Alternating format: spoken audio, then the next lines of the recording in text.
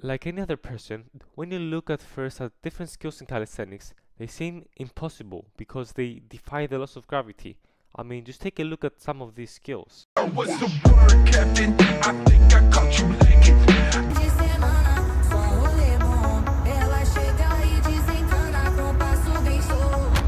These are some of the hardest skills in all of calisthenics, and yes, they may take years, consistency and discipline to learn, but they are still very much possible. Now, let's talk about how you should actually react with your skills training.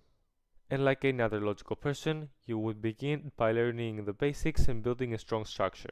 That means learning the L-sit, press to handstand, handstand push-ups, and so on and so on.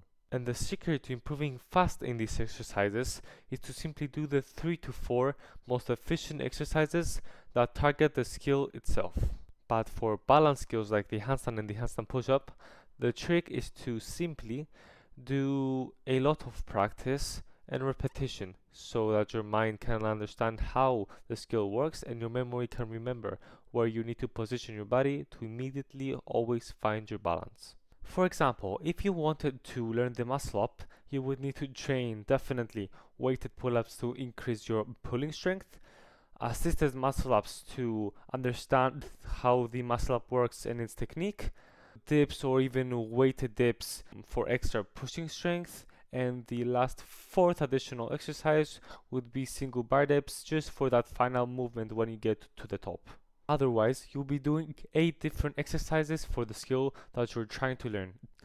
And in this way, you will fatigue and tire yourself and your muscles so much that by the time that you go for your actual skill that you want to learn, you won't have any energy left inside you, and we don't want that. And obviously, in case you didn't know, you should always start with your hardest skill, which should be the one that you're trying to get better at, just so that you can use all your starting energy for that skill. Or for example, if you try to fit too many skills at once, like if you try to fit handstand push-ups, L2 press, full plunge, front level, muscle ups, and all of this in one workout, you are doing everything wrong.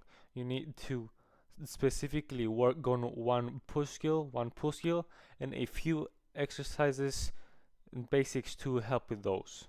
And skills like the handstand or handstand push-up or even the L2 press, they are the type of skills that you don't need to specifically do them in your workout. They are balance skills. Your memory, then your brain have to get used to them and how you do them. So you could literally just do them at any point in your day just to practice them. And now, for almost every single pushing skill in all of calisthenics, the handstand push-up will be your priority when it comes to getting strong with push skills.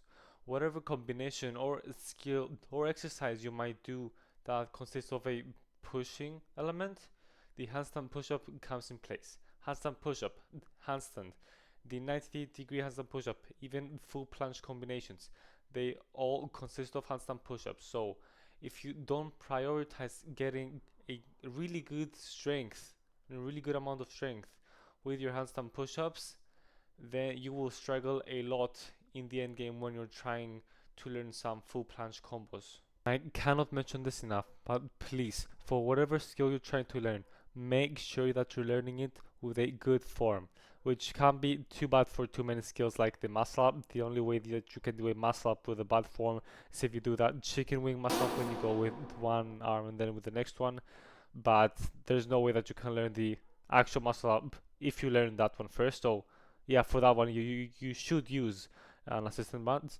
But in general, whatever skill you're trying to learn, make sure that you use resistance bands so that you can have a simpler version, so you can learn a good form first and then you can move on to harder variations while increasing your intensity or volume.